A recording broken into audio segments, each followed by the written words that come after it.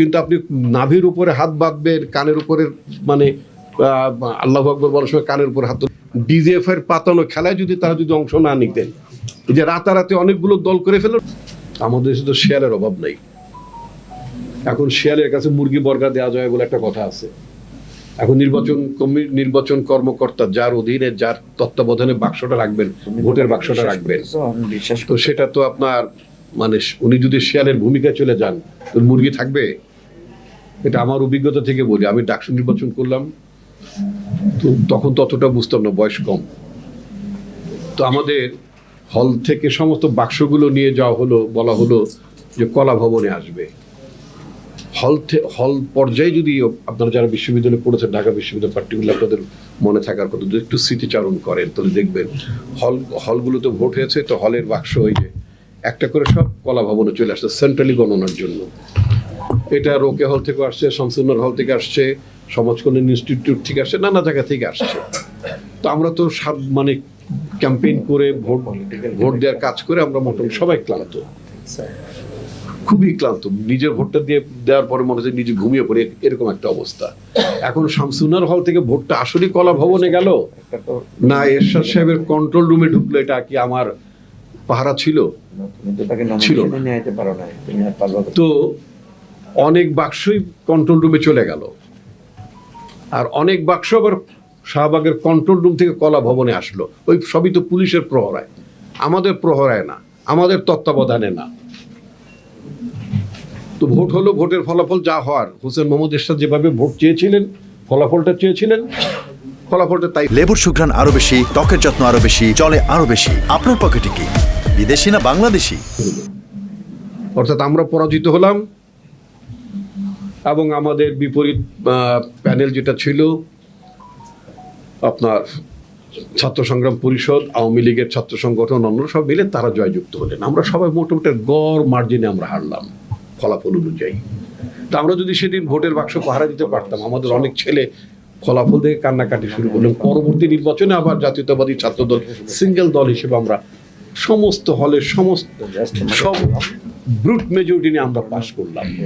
তাহলে নির্বাচনে বাক্স পাহারা দেওয়ার একটা ব্যাপার আছে, এটা অভিজ্ঞতা থেকে বলি। এখন যখন গতবার যখন ডাকসু নির্বাচনের ব্যাপার হলো, তখন বললাম যে আমরা যেভাবে শেয়ালের হামলার মধ্যে পড়েছিলাম, তোমাদের বিষয়গুলো নজর রাখতে হবে, তা না হলে কখনই পাশ করা যাবে না। শুধু নির্বাচন ব্যবস্থা অনেকগুলো ধারণাপত্র, অনেকগুলো ভালো ধারণা আছে, কিন্তু এগুলো উনি যেটা বললেন, পবিত্র কোরআন শরীফ অনেক ভালো কথা আছে, নির্দেশনা আছে, উপদেশ আছে। পবিত্র কোরআনে বলেছেন আল্লাহ যে তোমরা রুকুকারীদের সাথে সালাত আদায় করো, এই তো বলা আছে নাকি? কিন্তু আপনি নাভির উপরে হাত বাঁধবেন, কানের উপরে মানে আল্লাহু আকবার বলার সময় কানের উপরে হাত তুলবে, এগুলো কি কোরআন শরীফে আছে? আপনি যে মানে হাঁটুর কাছে যে মাথা নত করে সুবহানা রাব্বিল আযীম বলবেন, এটা কি কোরআন শরীফে আছে? অর্থাৎ উনি যেটা বলেন যে অনুসরণের বিষয়গুলো, এইগুলো তো আমাদের হাদিস এবং আমার আল্লাহ রসুল সাল্লাল্লাহু আলাইহি ওয়াসাল্লাম তিনি যেভাবে নির্দেশনা দিয়েছেন, তিনি যেভাবে বলে দিয়েছেন, সেভাবে আমরা প্র্যাকটিস করি। তাহলে পরামর্শ, টিচিংস হচ্ছে হলি করুন ওনার ভাষা যদি আমি বুঝে থাকি, আর প্র্যাকটিসটা হচ্ছে হাদিস এবং আল্লাহ রসুল সাল্লাল্লাহু আলাইহি ওয়াসাল্লাম যা বলেছেন সেগুলো। তো যাই হোক, রাজনীতিতে আমরা তো অনেক ভালো ভালো কথা বলি, কিন্তু ক্ষমতায় যাওয়ার পর সব উল্টো কাজ করি প্রায়। তো সেই জন্য তো একটা মানে আপনার গণঅভ্যুত্থান হয়ে গেল। এখন দেখবেন আমাদের ছাত্ররা প্রায় একটা কথা বলেন যে রাজনৈতিক দলগুলো যদি আন্দোলনে সফল হতো তাহলে 16 বছরের কি বলে হাসিনা সরকার টিকলো কিভাবে? আমাদের নেতৃত্বে মানে সরকার পতন হতো, কথা সত্য। কিন্তু 16 বছর যদি আবার ছাত্রও যদি মূল রাজনৈতিক দলগুলোর সাথে মাঠে থাকতো, তারা 16 বছর থাকেন নাই কেন? 16 বছর যদি তারাও যদি রাজনৈতিক দলের সাথে থাকতেন, আন্দোলনে নামতেন, মাঠে থাকতেন, তাহলে তো সরকার পতন আরও আগে হয়ে যেতে পারতো। কিন্তু ছাত্র যখন নেমেছে, তখন কিন্তু সমস্ত রাজনৈতিক দলও তাদের সাথে মাঠে ছিল, সবাই ছিল, মা বোন কে না ছিল, শিশুরা প্রাণ দিয়েছে, শ্রমিকরা প্রাণ দিয়েছে। আমি যে বিশ্ববিদ্যালয়ে পড়তাম, ঢাকা বিশ্ববিদ্যালয়ে, সেই বিশ্ববিদ্যালয়ে একটা ছাত্র কিন্তু বিগত যে 36 দিনের যে আন্দোলন, সেই 36 দিনের আন্দোলনে ঢাকা বিশ্ববিদ্যালয়ে একটি ছাত্র কিন্তু শহীদ হওয়ার দুর্ভাগ্য হয়নি তাদের। এটা হচ্ছে বাস্তবতা। তো হুডিরই ছাত্ররা, মোটা দাগে ছাত্ররা কারা? সরকারি বিশ্ববিদ্যালয়, মেইনলি পাবলিক প্রাইভেট বিশ্ববিদ্যালয় like north south, AI AI কি বলে, এআই ইউবি বা ব্র্যাক, ইস্ট ওয়েস্ট, নানা ধরনের প্রাইভেট বিষয় তারা তারা তারা জীবন দিয়েছেন, তারা রুখে দাঁড়িয়েছেন। যাত্রাবাড়িতে কারা করেছে? ছাত্ররা। হ্যাঁ, ছাত্র, মাদ্রাসা ছাত্র, অন্যরা করেছে, সাধারণ রিক্সাওয়ালা করেছে। তো উত্তরে কারা করেছে? ছাত্ররা করেছে, সাধারণ মানুষকে। অর্থাৎ এইটাকে ভাগ করার কোনো বিষয় নাই, গণঅভ্যুত্থানটাকে ভাগ করার বিষয় নাই, যে এটা কি শুধুই বিএনপি করেছে না বামরা করেছে, এটা কি শুধু জামাতরা করেছে না মানে বিএনপি করেছে, ছাত্ররা করেছে না রাজনৈতিক দলগুলো, সবাই মিলে গণ অভ্যুত্থানের মানেটা তো গণ অভ্যুত্থান। সবার অংশগ্রহণ না হলে কি কখনো গণ অভ্যুত্থান হয় নাকি? তো গণ অভ্যুত্থানে সবার অংশগ্রহণ হয়েছে, মা বোন শ্রমিক কৃষক সবার অংশগ্রহণ ছিল, শুধু এটাকে আমরা বিভক্ত করবো না। হ্যাঁ, আবার এই আন্দোলন আরো আগে যেত যদি রাজনৈতিক দলগুলোর নামে কতিপয় ব্যক্তি যদি হাসিনার পাতানো খেলায়, ডিজিএফ এর পাতানো খেলায় যদি তারা যদি অংশ না নিতেন, এই যে রাতারাতি অনেকগুলো দল করে ফেললো না শেখ হাসিনা, দামি দামি অফিস বানিয়ে ফেললো না, আপনারা যে সাংবাদিক আপনারা তাদের নিউজ কভার করতে গিয়েছেন না, হাউ ইট কামস, কি করে হলো?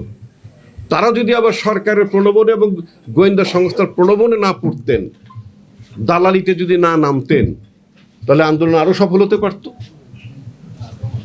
তো এখন ওই যে বলে, এখন একটা কথা আছে যে 5ই আগস্টের বিপ্লবী এবং 5ই আগস্টের পরবর্তী বিপ্লবীতে এক জিনিস না, নাকি? মুসলমান এবং ন মুসলমান দুটো শব্দ আছে। খাঁটি ন মুসলমান হলে খুব ভালো কথা, আর মুখোশধারী ন মুসলমান তো আরো বিপজ্জনক, নাকি? তো এখন কথা হচ্ছে যে আন্দোলন সফল করতে হলে, মানে আন্দোলন স্পিডটাকে সফল করতে হলে নিঃসন্দেহে আমাদেরকে অনেক দূর যেতে হবে, আপনার লেভেল প্লেইং ফিল্ডের কথা কেউ কেউ বলেছেন। সমাজের তো ভালো মানুষ থাকে, হুজুর থাকে, সবাই থাকে, চোর গুন্ডাও তো থাকে, নাকি? তো যখন আমি একটা সামাজিক কাজকর্ম করবো, চোর গুন্ডা বদমাশ রেপার এদের সবাইকে নিয়ে কি আমি সমাজ করবো নাকি? ধর্ষকের জায়গায় রাখতে হবে, তার জন্য পানিশমেন্টের ব্যবস্থা থাকতে হবে। চোর গুন্ডা বদমাশ দুর্বৃত্তগুলোকে তার পানিশমেন্টের জায়গায় রাখতে হবে। যাদের স্খলন হয়েছে তাদেরকে আলাদা জায়গায় রাখতে হবে। এখন যদি বলি লেভেল প্লেইং ফিল্ডের নামে আমি সবাইকে নিয়ে, সব চোর গুন্ডা বদমাশ বাটপার সবাইকে নিয়ে আমাকে তাদের স্বীকৃতি দিতে হবে, হাউ ইট কামস? কি করে সম্ভব? সেটা কখনই সম্ভব না। তাদের বিরুদ্ধে পিউনিটিভ মেজার না নিয়ে, শাস্তিমূলক ব্যবস্থা না নিয়ে, তাদেরকে চিহ্নিত না করে তাদের সাথে তুমি কি রিকনসিলিয়েশন করবো? দক্ষিণ আফ্রিকায় রিকনসিলিয়েশন হয়েছে অ্যাট হোয়াট? প্রথমত তাদের রিমোর্স ছিল, অনুশোচনা ছিল, তারা সেই বর্ণবাদ ব্যবস্থাটা যে ভালো না, তারা প্রথম হচ্ছে তারা ডিফিটেড, পরাজিত হয়েছে। পরাজিত হওয়ার পরে যারা যারা যারা জিতেছেন, অর্থাৎ আমি যদি নেলসন ম্যান্ডেলার কথা যদি বলি, তারা হয়তো সেখানে প্রতিশোধাত্মক ব্যবস্থা নেননি, বিকজ যাদের বিরুদ্ধে ব্যবস্থা নেন তাদের মধ্যে রিমোর্স ছিল। কিন্তু তারা তো চট করে এসে আমাদেরকে শাস্তি দিতে চায় না, এখন তো চট করে চলে এসে শাস্তি দিতে চায়। আমি যদি মুক্তিযুদ্ধের সময় বাংলাদেশের প্রধানমন্ত্রী জনাব তাজউদ্দিন সাহেবের ছেলের কথা, তার ছেলে সোহেল তাজের কথা যদি বলি, মানে তার একটা স্টেটমেন্ট ভীষণ আলোচিত হয়েছে। তিনি শেখ হাসিনা সম্পর্কে বলেছেন তার বাবা ওই দলটি করতেন, তার বাবা ওই দলটির সাধারণ সম্পাদক ছিলেন, তার বাবা স্বাধীন বাংলাদেশের কিছুদিন পর্যন্ত প্রধানমন্ত্রী ছিলেন, মুক্তিযুদ্ধের গোটা সময়টি তিনি প্রধানমন্ত্রী ছিলেন আমাদের প্রবাসী সরকারে। তিনি বলেছেন জনগণ ঝাঁটা পেটা করে শেখ হাসিনাকে বাংলাদেশে খেয়ে দিয়েছে। শব্দটা কিন্তু কঠিন, ঝাঁটা পেটা করে ক্ষমতা থেকে নামিয়েছে। এবং বলছে কত বড় নির্লজ্জ হলে তিনি বাংলাদেশকে দেশকে 1 মিনিটের জন্য শান্তিতে থাকতে দিতে চান না। আজকে যা কিছু হচ্ছে এটা কার প্ররোচনায়? শেখ হাসিনার প্ররোচনায়। যেই ব্যক্তি ভারতের সরকারকে এত কিছু দিয়েছেন বলে তিনি নিজেই দাবি করেছেন যে সারা জীবন মনে রাখবে, তা সারা জীবনে মনে রাখার সরকারটি, সারা জীবন মনে রাখার সব সরকারটি এখন তাদের সুবিধা পাচ্ছে না। প্রতিদিন সোনার ডিম পেত, সেই সোনার ডিম পাড়া বন্ধ হয়ে গেছে। হাঁস জনগণ কেটে ফেলেছে, এটা তো সহ্য করতে পারছে না। ফলে প্রতিনিয়ত বাংলাদেশকে অস্থিতিশীল করার জন্য, বাংলাদেশকে পদানত করার জন্য তাদের একটা চক্রান্ত আছে। এই চক্রান্ত আমরা 75 সালের পরেও দেখেছি। আমরা দেখেছি তো তখন ওই কাদের সিদ্দিকীকে দিয়ে ওই সীমান্তের ওই পারে টুসটাস করানো হতো। তখন আমরা দেখেছি যে পুলিশ এবং আমাদের তৎকালীন বিডিআরের সদস্যরা এই কাদের সিদ্দিকীর এই অপকর্মের কারণে দেশের সার্বভৌমত্বের বিরুদ্ধে কাদের সিদ্দিকের অবস্থান নিয়েছিলেন। তাদেরকে দিয়ে ভারত সরকার, তাদেরকে আশ্রয় প্রশ্রয় দিয়ে ভারত সরকার বাংলাদেশকে ডিস্টেবিলাইজ করার চেষ্টা করেছে তো শান্তি বাহিনী তৈরি করেছে, পাহাড়ে অশান্তি সৃষ্টি করার চেষ্টা করেছে। সিমিলারলি এখনও তাই করছে, কিন্তু ওটা তারা ফেল করেছে। পোস্ট 75 পিরিয়ডে তারা ফেল করেছে, কারণ জনগণ যখন ঐক্যবদ্ধ থাকে তখন কোনো বিদেশি রাষ্ট্র জনগণকে পদানত করতে পারে না। রাইট নাও এখন বাংলাদেশের জনগণ বর্তমান অন্তর্বর্তীকালীন সরকারের পক্ষেই আছে, তার পেছনেই আছে। এই সরকার নির্বাচিত না, কিন্তু এটা প্রকারান্ত সরকার জনগণের সরকার। জনগণের সরকারের ইংরেজিতে বলে by the people, of the people, for the people. এই সরকার তো জনগণের সরকার, কারণ জনগণের সরকারকে চেয়েছে, জনগণের সরকারকে দেখতে চায়।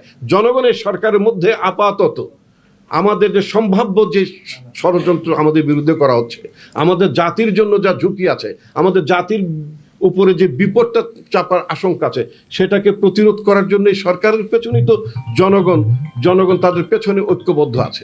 যদি একটা ভালো নির্বাচন হতো, জনগণ যেভাবে নির্বাচন চায়, জনগণের দ্বারা যদি সরকার গঠিত হতো, সরকার তো জনগণের দ্বারা গঠিত হওয়ার কথা।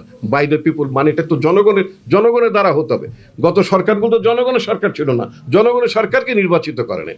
তো সমস্ত সমস্যাটা জনগণ এই আগের সরকারকে মনে করতো এটা দখলদার সরকার। তো এই দখলদারিত্বের অবসানের জন্য কি দরকার? নির্বাচনী ব্যবস্থার পরিবর্তন দরকার। তো নির্বাচনটা ভালো নির্বাচন ধরলাম, পরবর্তী নির্বাচনটা একটা ভালো নির্বাচন হলো, দেন ভালো নির্বাচন হলো, অর্থাৎ জনগণ ভোট দিল, ঠিক মতো ভোট হলো, মেজরিটি পার্টি ক্ষমতা আসলো। তো তাদের আচরণ আখলাকে যদি পরিবর্তন না ঘটে, তাহলে একটা ভালো নির্বাচন শুধুমাত্র একবারের জন্য একটা ভালো নির্বাচন দিলেই ঠিক হয়ে যাবে? আমরা তো একটা ভালো নির্বাচন 91-তে করেছিলাম, 96-তে আমাদের একটা ভালো নির্বাচন হয়েছিল, 2001-এও আমাদের একটা ভালো নির্বাচন হয়েছিল। কিন্তু ওই যে বললাম, আমাদের দেশে আবার একটা 111 হয়ে গেল। এটা তো ইন্ডিয়াই করালো এই 111। তো এই ধরনের পরিস্থিতি যাতে তৈরি না হয়, তার জন্য আমাদের কিছু স্ট্যান্ডার্ড অপারেশন প্রসিডিউর থাকতে হবে, যে আমরা কিভাবে রাজনীতি করব, কিভাবে আমরা আমাদের রাষ্ট্র ব্যবস্থা পরিচালনা করব, এগুলো তো ঠিক করতে হবে। সেই ঠিক করাটাই হচ্ছে সংস্কার। আর যে সংস্কারের কথাটা বলা হচ্ছে, এই সংস্কার তো হঠাৎ করে এই যে গণঅভ্যুত্থানটা হয়ে গেলে, গণঅভ্যুত্থানের পরবর্তীতে তো সংস্কারের ভাবনাটা শুরু হয়নি। পুরো সংস্কারের ভাবনাটি শুরু হয়েছে 2016-17 সাল থেকে।